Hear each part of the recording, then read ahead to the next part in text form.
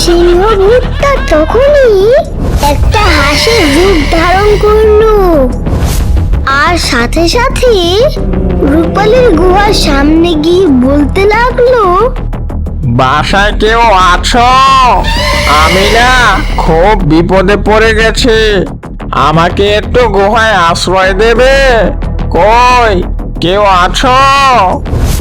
এই কথা শুনে রূপালী, কে? দাঁড়াও একটু, আমি আসছি।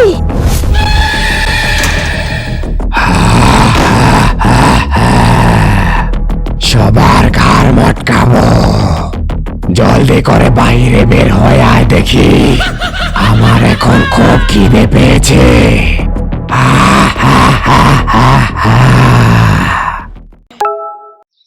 অনেক অনেক দিন আগের কথা, অরণ্যপুর জঙ্গলে বাস করত একটি সিংহভূত। সে ছিল খুব দয়ালু। সে জঙ্গলের সব পশু পাখির খুব খেয়াল রাখতো, তাই জঙ্গলের সব পশু পাখি খুব খুশি ছিল।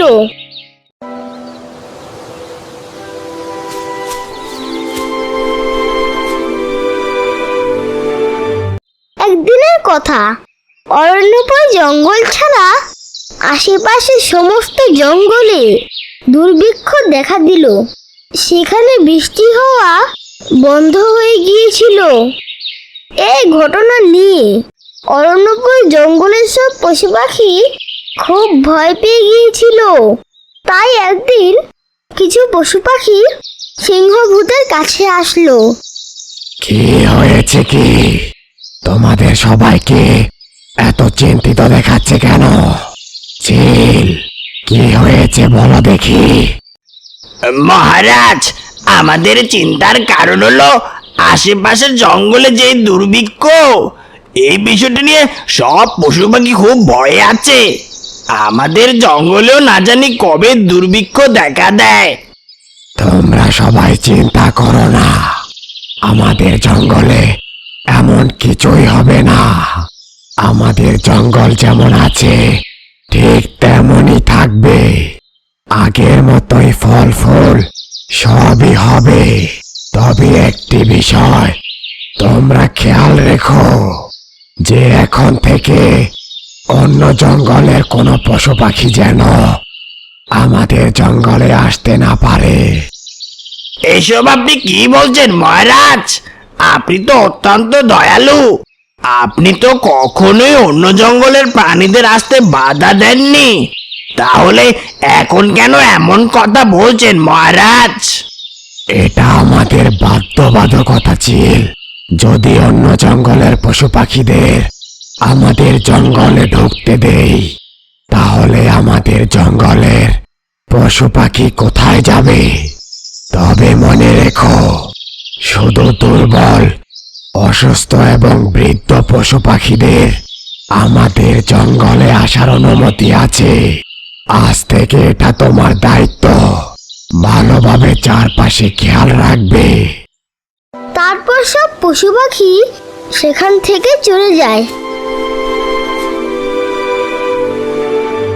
আর চিল দুটি হাঁস ও পেঁচাকে ডেকে বলল, শোনো চিন্টু মিন্টু, শুধুমাত্র তোমরাই সবচেয়ে জোরে দৌড়াতে পারো, তাই তোমরাই আমাদের জঙ্গলের উপর নজর রাখবে, যাতে অন্য জঙ্গলের পশু পাখি আমাদের জঙ্গলে ঢুকতে না পারে। আর যদি কেউ ঢুকে, তবে সাথে সাথে এসে আমাকে বা মহারাজকে সে খবরটা জানিয়ে দেবে। তুমি কোনো চিন্তা করো না চিল ভাই, আজ থেকে আমরা দুজন জঙ্গলের সীমান্তে কড়া নজর রাখবো এবং অন্য জঙ্গলের কোনো পশু পাখিকে আমাদের জঙ্গলে ঢুকতে দেব না। আর যদি কেউ ঢোকার চেষ্টা করে, সাথে সাথে তোমাকে বা মহারাজকে খবর দিয়ে আসবো। হ্যাঁ হ্যাঁ চিল ভাই, তুমি কোনো চিন্তা করো না, আমরা খুব ভালোভাবে খেয়াল রাখবো। আমি তোমাদের দুজনের কাছ থেকে এটাই আশা করেছিলাম। এখন যাও, আর তাড়াতাড়ি কাজে লেগে পড়ো।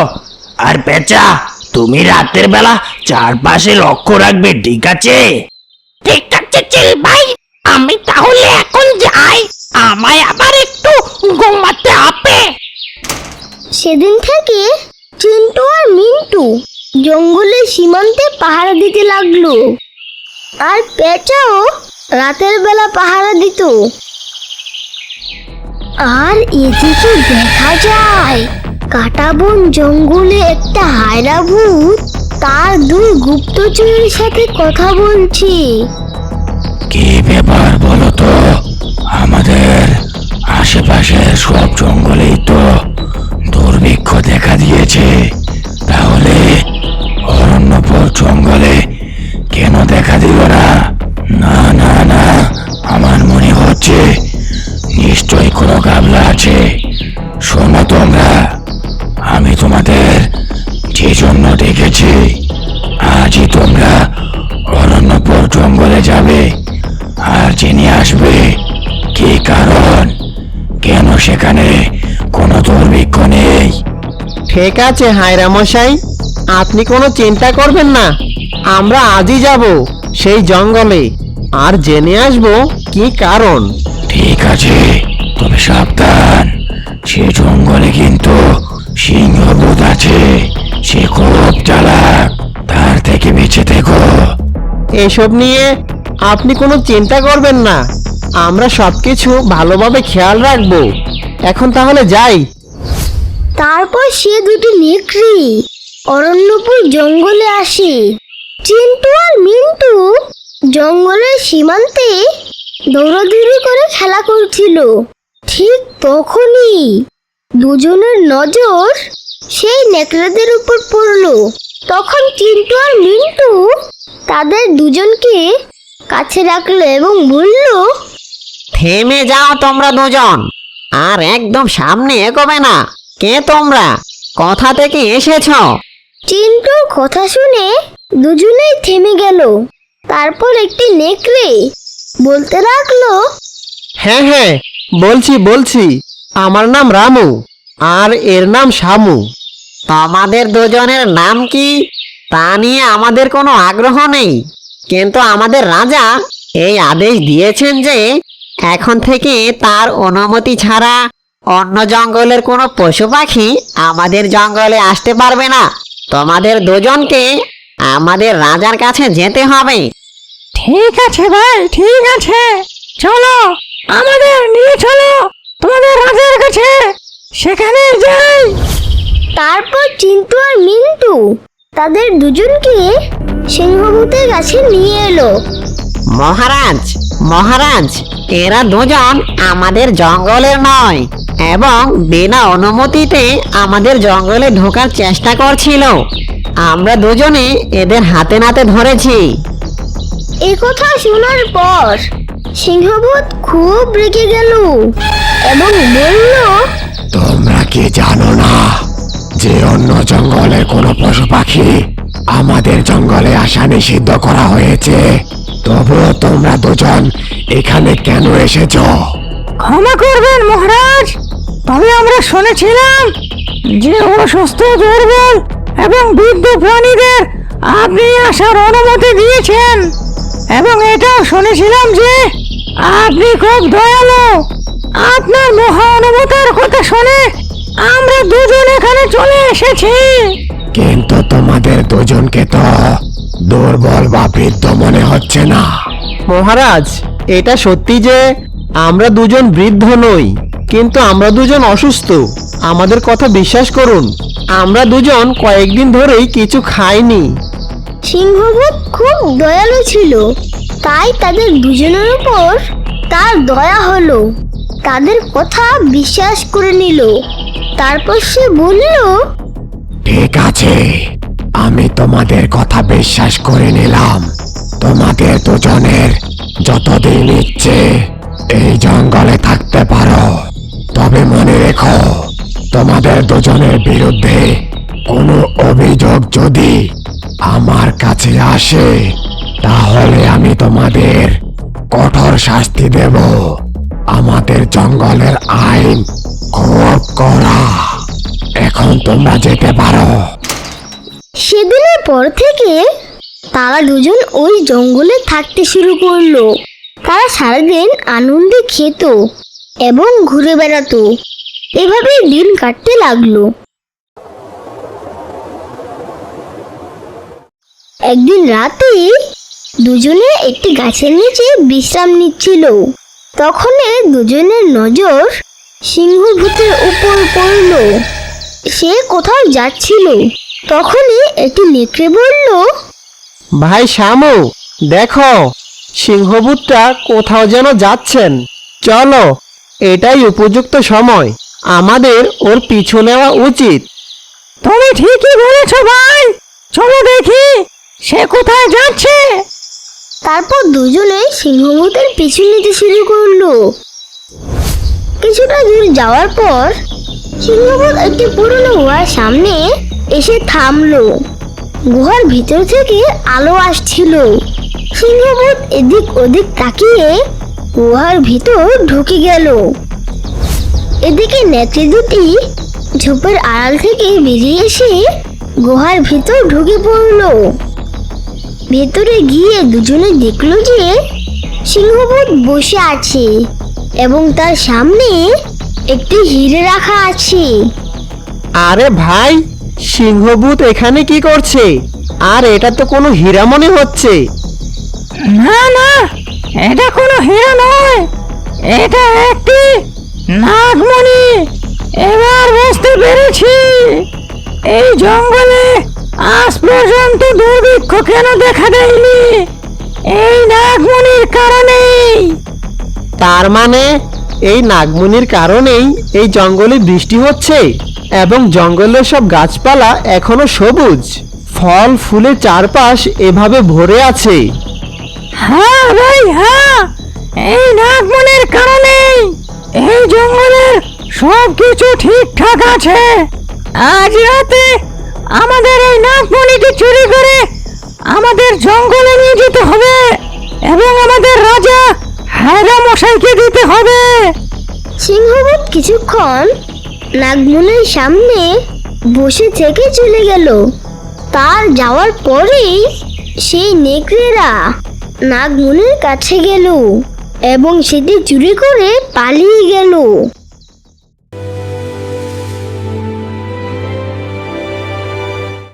পরের দিন থেকেই অরণ্যপুর জঙ্গলের অবস্থা বদলাতে শুরু করলো এবং কয়েকদিনের মধ্যেই জঙ্গল শুকিয়ে যেতে লাগলো। এসব দেখে জঙ্গলের সব পশু পাখি খুব ভয় পেয়ে গেল এবং তারা সবাই সিংহভূতের কাছে গেল। মহারাজ, আপনি তো বলেছিলেন যে আমাদের জঙ্গলে দুর্ভিক্ষ দেখা দিবেন না, কিন্তু আজ আমাদের জঙ্গলেও তো শুকাতে শুরু করেছে। এখন আমাদের কি হবে মহারাজ? আপনি কিছু করুন। আমিও এই বিষয়টি নিয়ে খুব চিন্তিত, কিন্তু তোমরা সবাই ভয় পেও না, আমি তো আছি। তোমরা সবাই এখানেই থাকো, আমি এক্ষুনি আসছি। এই কথা বলেই সিংহভূত দৌড়ে ওই পুরনো গুহার কাছে পৌঁছালো এবং ভেতরে গিয়ে দেখলো যে সে নাগমণিটা সেখানে নেই। এটা দেখে সিংহভূত খুব বিষণ্ণ হয়ে গেল। তারপর সে নিজের গুহায় ফিরে এলো এবং জঙ্গলের সব পশু পাখিকে বলল, আমার প্রিয় জঙ্গলবাসী, আমাদের জঙ্গল থেকে একটি অত্যন্ত মূল্যবান বস্তু চুরি হয়ে গেছে, যার সম্পর্কে কেবল আমি জানতাম। আর ওই জিনিসটির কারণেই এতকাল জঙ্গলে দুর্ভিক্ষ আসেনি। চোরে? কিন্তু আমাদের জঙ্গলে এমন কি মূল্যবান বস্তু ছিল মহারাজ যা চুরি হয়ে গেছে? ওই জিনিসটা সম্পর্কে আমরা জানতে চাই। তবে শোনো, সেই মূল্যবান জিনিসটি ছিল একটি নাগমণি। বহু বছর আগে আমি একজন ইচ্ছাধারী নাগিনের প্রাণ বাঁচিয়েছিলাম এবং এর ফলে ওই নাগিন তার নাগমণিটি আমাকে উপহার দিয়েছিল। তারপর সে বলেছিল যে যতদিন ওই মণিটি আমার কাছে থাকবে ততদিন আমাদের জঙ্গলে কোনো বিপদ আসবে না। আমি ওই নাগমণিটি একটি পুরনো গুহার ভেতর রেখেছিলাম। এর সম্পর্কে কেউ জানতো না, কিন্তু এখন এই নাগমণিটি আর নেই। মনে হয় কেউ সেটি চুরি করে নিয়েছে। সিংহ ভূতের কথা শুনে চিন্টু বলল, মহারাজ, অন্য জঙ্গল থেকে আসা নেকড়েরা কয়েকদিন ধরে নিখোঁজ। আমার মনে হয় তারা অন্য কোনো জঙ্গলের গুপ্তচর ছিল এবং তারাই নাগমণিটি চুরি করে পালিয়েছে। কি বলছো এসব? তাহলে এখন কি হবে? আমি তাদের কিভাবে ধরবো? তারা কোন জঙ্গল থেকে এসেছে আমি তো তাও জানি না। হায় হায় হায়, এখন কি হবে আমাদের? সিংহভূত যখন এভাবে কান্না করতে লাগলো, ঠিক তখনই সেখানে আসে কাটাবন জঙ্গলের রাজা হায়রাভূত। তারা দুজন গুপ্তচর নেকড়েকে সাথে নিয়ে সিংহভূতের কাছে আসে এবং নাগমণিটি মাটিতে রেখে বলল, এই নাও সিংহভূত, তোমার অপয়া মণি। এটা নিজের কাছে রাখো। এই মণি কোনো কাজেরই না। এই মণি নেওয়ার পর ভালো হওয়ার বদলে উল্টো আমার জঙ্গলে আরো বেশি দুর্ভিক্ষ দেখা দিয়েছে। এই মণি একটা অকেজো, এটা কোনো কাজেরই না। আচ্ছা, তাহলে এটা তোমার কাজ ছিল। একে তো চুরি করো, তার উপর এখানে এসে বড় বড় কথা বলছো। এই মনি অকেজো, এসব কি বলছো? হ্যাঁ, আমি ঠিকই বলছি। এই মনি কোনো কাজেরই না।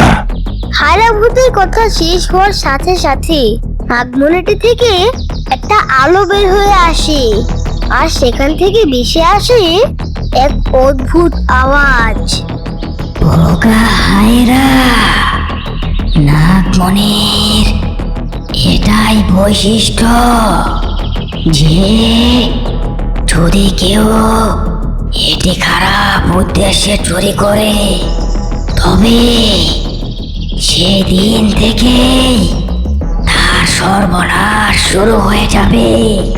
তোমারও সর্বনাশ হবে, কারণ তুমি এটি খারাপ উদ্দেশ্যে চুরি করেছিলে। এই কথা শোনার পর হায়রাভূত খুব ভয় পেয়ে গেল।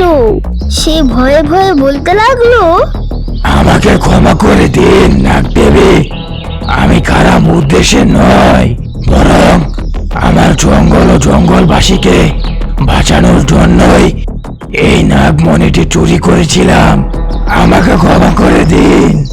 আমি আর কখনো এমন কাজ করব না। এবারের মতো আমাকে ক্ষমা করে দিন। ঠিক আছে, আমি তোমাকে ক্ষমা করে দিচ্ছি। যেহেতু তোমার জঙ্গলের পশু পাখিকে বাঁচানোর জন্য এমন করেছ, তাই তোমাকে ক্ষমা করে দিলাম। কিন্তু মনে রেখো, পরের বার তোমাকে কেউ আর বাঁচাতে পারবে না। এখন যাও, তোমার জঙ্গলে চলে যাও, আর কখনো এই জঙ্গলে আসবে না।